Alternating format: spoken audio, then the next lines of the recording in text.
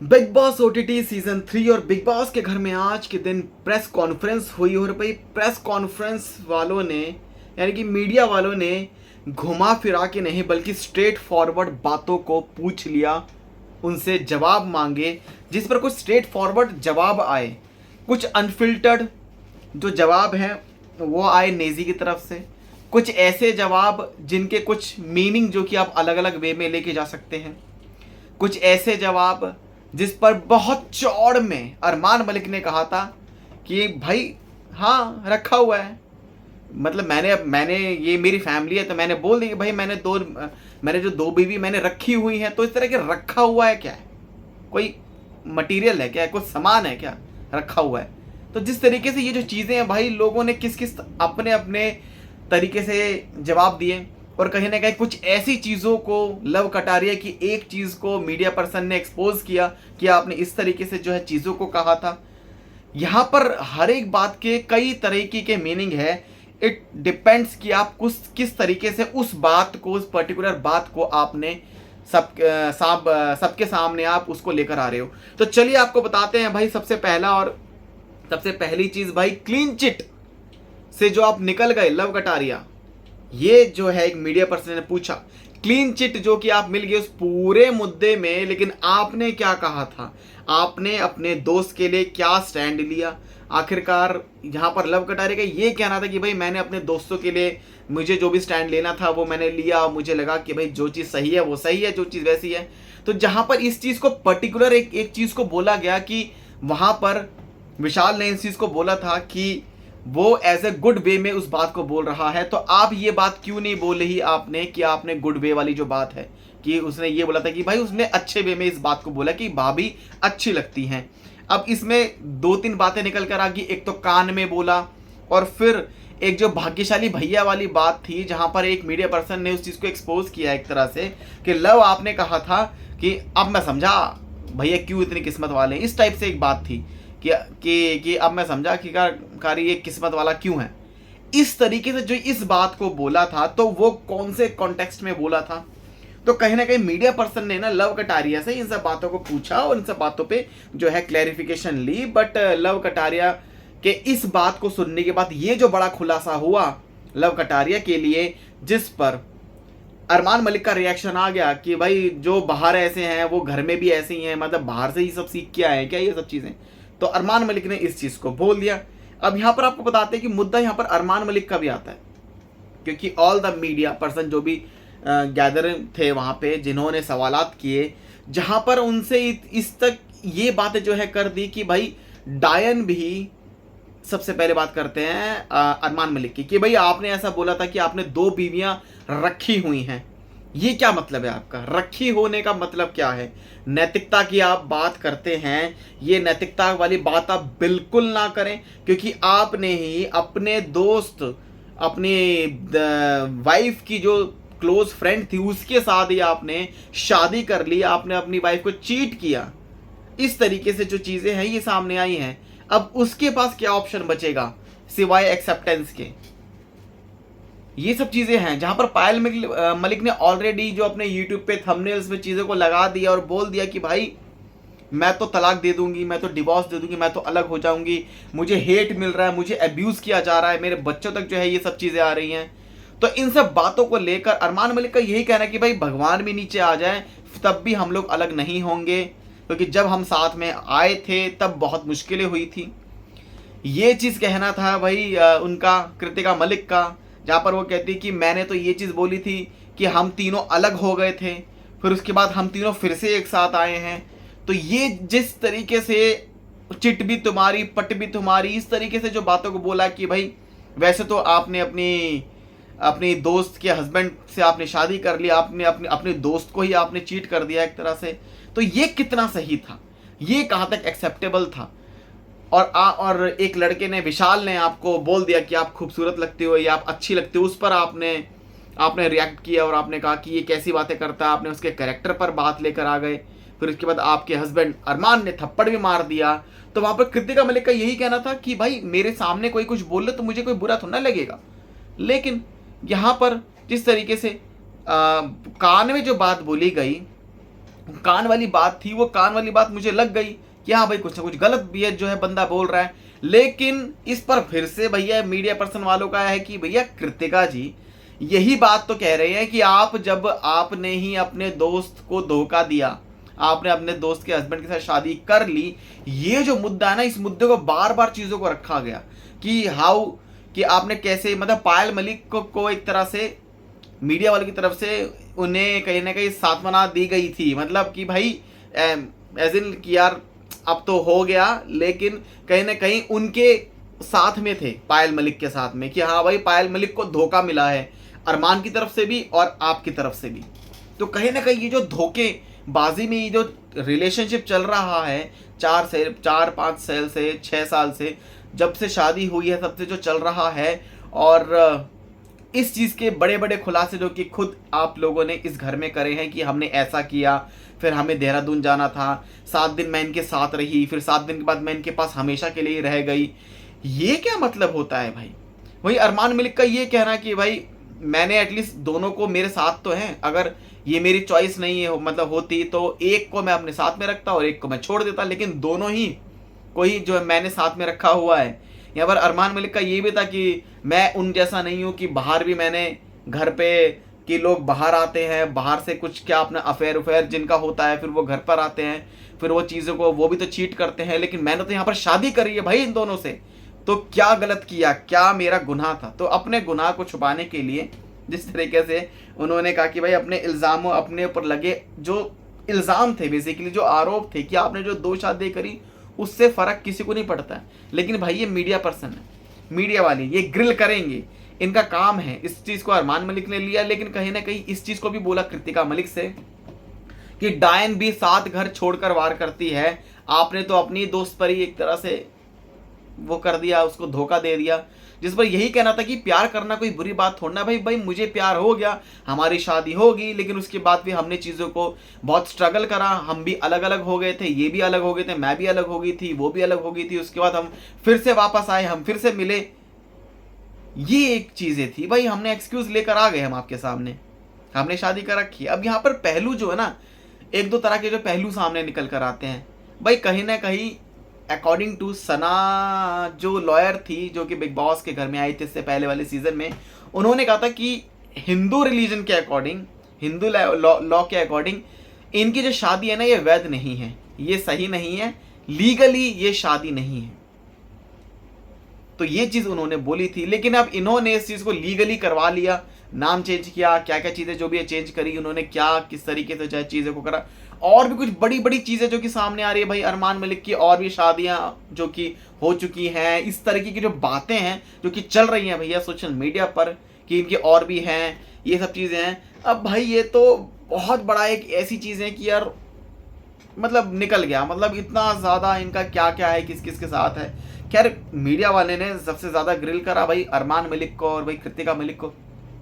और मेन इसमें कल्पिट जो निकला भाई अरमान को एक तरह से पकड़ लिया कि भाई तुमने ऐसा करवाया है, तुमने शादियाँ करी हैं, तुमने धोखा दिया है, तुम्हारी साथ जो कृतिका मलिक आई हैं ये इन्होंने अपने दोस्त पर एक तरह से उसके साथ धोखा दिया है।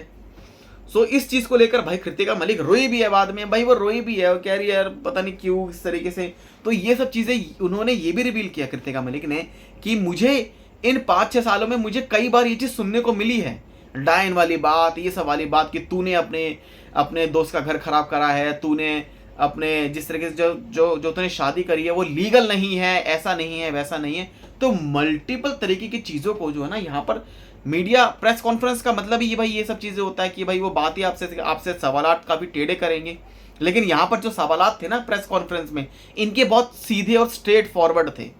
जो चीज़ जो आपने बोला उन सब को वो लेकर आए थे, लिख कर लाए थे कि इसने इस टाइम पे ये चीज़ बोली थी, जैसे लव कटारिया के लिए बोला था कि आपने भी ये बोला था कि अब मैं समझा क्यों ये भैया भाग्यशाली हैं, ऐसी कुछ बात थी। फिर भाई बात आ गई रिवाइव की, ये रणवीर शौरी से जो बात हुई कि आखिरकार रिवाइव वाली जो बातें हैं, रिवाइव कि भाई करियर रिवाइव करने के लिए जो आए हैं, जहाँ पर उन्होंने कहीं ना कहीं किसी और चीज़ के लिए कहा था, किसके लिए कहा था, कंटेस्टेंट थे आई थिंक सना मकबूल के लिए मे भी शायद बात हुई थी कि करियर रिवाइव करने आए हैं, तो वहाँ पर वो ये कहते हैं कि यार नहीं, आई थिंक अरमान मलिक के लिए कहा था ये सब चीज़ें। तो करियर रिवाइव वाली जो बातें है ना, जहाँ पर वो कहते हैं मैंने कब कहा भाई करियर रिवाइव करने आओ, उन्होंने बोला भाई मेरे पास काम नहीं था, तो मुझे लगा चलो इसी घर में चलते हैं, अगर भाई मुझे अप्रोच कर रहा है कोई सीजन रियलिटी शो तो मैं जाके देख लूंगा। तो मैंने जाके देख लिया, मुझे लगा कि हाँ यार ये शायद शो मेरे लायक है, लेकिन उन्होंने कहा कि मुझे बाद में लगा कि मैंने कहाँ पर अपना सर मार लिया, अब तो मैं यहाँ से जा नहीं सकता, कॉन्ट्रैक्ट में लिखा हुआ है आपको पे करना पड़ेगा ये सब चीज़ें अगर आप कुछ ऐसा होता है तो कहीं ना कहीं करियर रिवाइव वाली बात को बहुत तोड़ मरोड़ कर मीडिया वाले जो कि लेकर आए रणवीर शौरी के सामने। भाई सना मकबूल से कहा कि भाई आपने बोला कि भाई मैं सॉरी नहीं बोलूंगी, कोई भूखा मरे या जो भी है, कोई बड़ा हो, मुझे उससे फर्क नहीं पड़ता, बट मैं सॉरी नहीं बोलूंगी। वहां पर साफ साफ एक चीज़ जो कि सामने निकल कर आई थी कि भाई आपने जब आप बाहर वाली बने तब आपने ऐसे करा था, ऐसे ऐसे यस यस करा था आपने, तो कहीं ना कहीं आपने विशाल के सामने उस चीज़ को बता दिया कि बाहर वाली ये भी मतलब जैसे उन्होंने मतलब बोला कि मैं बन गई बाहर वाली, मैं बन गई। उसके बाद जो है भाई बिग बॉस ने जो सज़ा दी कि खाना नहीं मिलेगा, ये नहीं होगा, उसके बाद सना मकबूल ने कहा मैं सॉरी नहीं बोलूँगी, तो कहीं ना कहीं अपनी ईगो उनकी ज़्यादा बड़ी है एज़ कम्पेयर टू सॉरी बोलने से। वहीं सना मकबूल का ये कहना है भाई जिसको जो लगता है वो चीज़ करे, बट वो चीज़ मैंने उस कॉन्टेक्स्ट में नहीं बोली थी। जो लोग देखते हैं शो, जिस तरीके से जब शो आता है, इस शो को जब आप देखोगे ना तो रियलिटी में कुछ और होता है, एडिटेड जब करते हैं, जब आपको एक मेन जो आपको एपिसोड दिखाया जाता है उसमें कुछ और चीज़ें होती हैं, तो उस चीज़ को लेकर इन सना मकबूल ने इस बात को इस तरीके से दबाने की कोशिश की, लेकिन कहीं ना कहीं वो सब बातें जो कि क्लिप भी सामने आ चुकी है और ये बात सबको पता है। एक मिनट,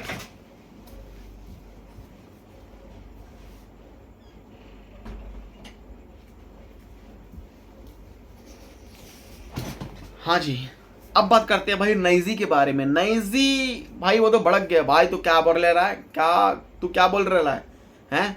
तू समझ में नहीं आ रहा तेरे को, तू अपने कंट्रोल में बोल, थोड़ा समझ के बोल। भाई एक बंदे ने पूछा कि नईजी यार आप एक बात बताओ, आप सोते रहते हो, जिसने आपको लोग दूध पीते पीते बड़े होते हैं, आप चाय पी पी के आपने यहाँ पर जो है टाइम निकाला है, जिसने आपको चाय दे दी आप उसकी साइड पे हो गए। इस चीज़ का नईजी भाई को बुरा लग गया। भाई नहीं भाई, मैं तो अपने अकॉर्डिंग खेलता हूँ भाई, मुझे कोई दिक्कत नहीं है भाई, ये मेरा खेलने का तरीका यही है भाई, मैं ऐसा ही खेलूंगा। तुम बताओ, तुम अपना बताओ। तो भाई यही है कि भाई आप अपना ये चीज़ बताओ कि आपका प्यार का क्या सिस्टम है, दोस्ती में जो आपका प्यार का क्या एंगल जो है चल रहा है, जिस पर ए भाई तू क्या बोल रहा है, तू क्या बोल रहा है, तू भी कंट्रोल में बोलना, तू भी समझ, तू भी ऐसे ही बोलेगा तो जवाब भी ऐसे ही मिलेगा। तो जहाँ पर वो कह रहा है तू ये क्या बोल रहा है सना मकबूल के साथ प्यार व्यार वाली बात है, भाई इस पर भड़क गया भाई नाइजी, भाई गुस्से में था भाई वो, और कहीं ना कहीं मुझे ऐसा लगता है शायद ओवर हो गया था वो गुस्सा वाला, जो बातें थी ना ओवर हो गई थी। जहाँ पर मीडिया पर्सन ने कहा कि भाई आप भी मेरे से तमीज़ से बात करिए, आप मेरे से ऐसे धमकी मुझे आप दे नहीं सकते। तो वो भाई तू भी ऐसी बात करना, अपनी तू भी ऐसी बात कर। तो नईजी का जो भाई वो देखने को मिला सना मकबूल के लिए, भाई बोल दिया प्यार वाली बात, भाई बंदा भड़क गया अलग ही एंगल में, अलग ही लेवल पे। और कौन कौन था भाई इसमें, सही के तन राव के लिए ये कहा कि भाई आप फुसकी, आप वैसे बड़े हैंडसम हैं, आप ये हैं, लेकिन हमें लगा कि आप एटम बॉम्ब जो है आप बनोगे, लेकिन आप फुसकी बॉम्ब निकले। आपने जो है फ्लाइट पकड़ ली अरमान की और रणवीर की, और आपको लगा कि आप डेस्टिनेशन तक पहुंच जाओगे। ये एक बड़ी चीज़ें जो है भाई देखने को मिली। अब इसमें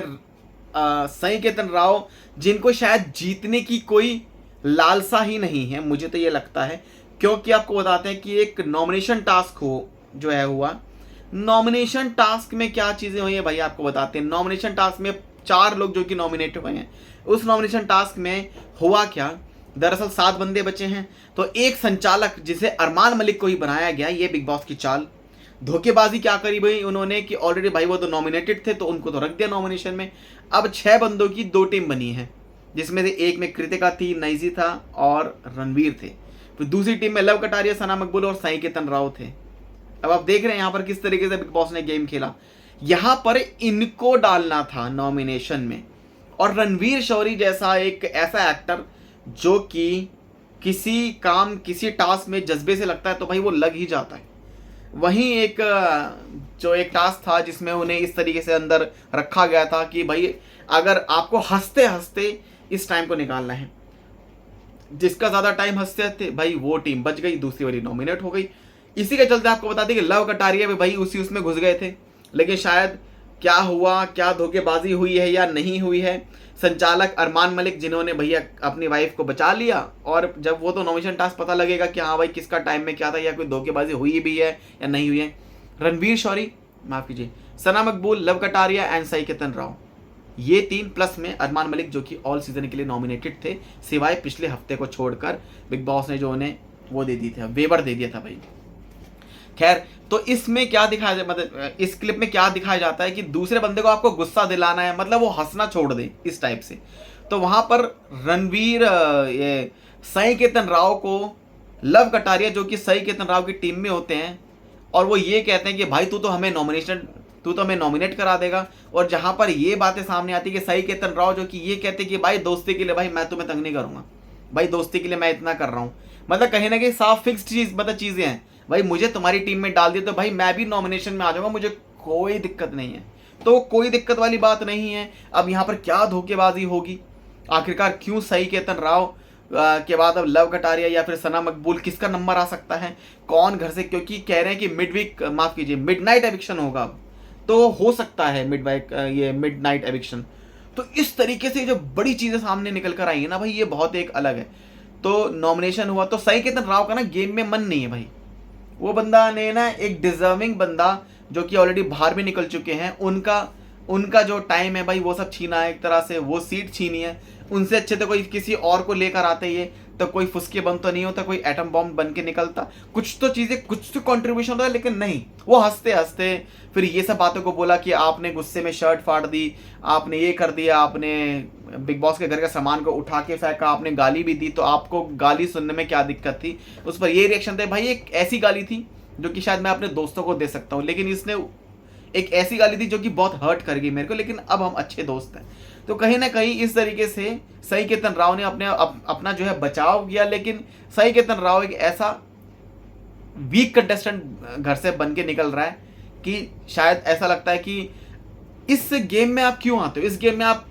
डेफिनेटली आप इस गेम में अपनी पहचान बनाने के लिए आते हो, अपनी फेस के लिए आते हो कि भाई मेरा फेस देखेंगे, भाई ये बंदा बिग बॉस में ऐसे खेल रहा था। ये आपको लड़ाई झगड़ा नहीं करना चाहते, लेकिन चीजों में आप कंट्रीब्यूशन तो करो, आप ये सब चीजें तो करो, लेकिन कहीं ना कहीं इससे आपकी आगे काम पे इफेक्ट पड़ सकता है। कोई भी अगर आपको काम देगा तो वो सोचेगा यार ये बंदा ना मे भी भरोसा लायक नहीं है, मतलब दोस्ती के लिए ये कुछ भी कर देगा, इसने अपने दोस्तों के लिए बचाने के लिए ये खुद भी नॉमिनेट हो गया, तो हमारा काम ये क्या करेगा, हमारे पैसे कहीं ये डुबवा ना दे। तो कहीं ना कहीं इन सब चीजें जो है ना ये सामने निकल कर आती है। तो आपका जो कंटेस्टेंट जब आप बन के निकलते हो ना, जब आप घर में होते हो, तो आपका पूरा कंट्रीब्यूशन देना पड़ता है। जैसे आपका रणवीर शौरी होगी, सना मकबूल हो गई, गेम में है भाई, लव कटारिया गेम में है, बल्कि विशाल पांडे और शिवानी कुमारी, बल्कि इनको आना चाहिए था, बल्कि साई केतन राव और कृतिका को यहाँ से अभी तक तो बाहर, इनको पहले ही बाहर होना चाहिए था।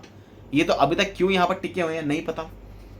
है ना। तो ये सब बिग बॉस की जो है गेम है भाई, उनकी चाल है। तो यहाँ पर जो चीज़ें हैं सामने निकल कर यही आती हैं कि भाई लव कटारिया से ये सब बातें करी, अरमान मलिक और स्पेशली कृतिका मलिक से जब इनसे पूछा गया बाद में रणवीर शौरी ने कि तुम्हें क्या हार्ड लगा, जहाँ पर कृतिका कहती है भाई मुझे तो लगता है ये तो टास्क से ज़्यादा हार्ड था, ये तो होना नहीं चाहिए था। फिर बाद में भाई वो रोने भी लग गई, उनके आंसू निकल गए, मे भी कैमरे में दिखाने के लिए था, क्या क्या चीज़ें थी कि आपको इस तरीके से हेट मिल रहा है। अब कृतिका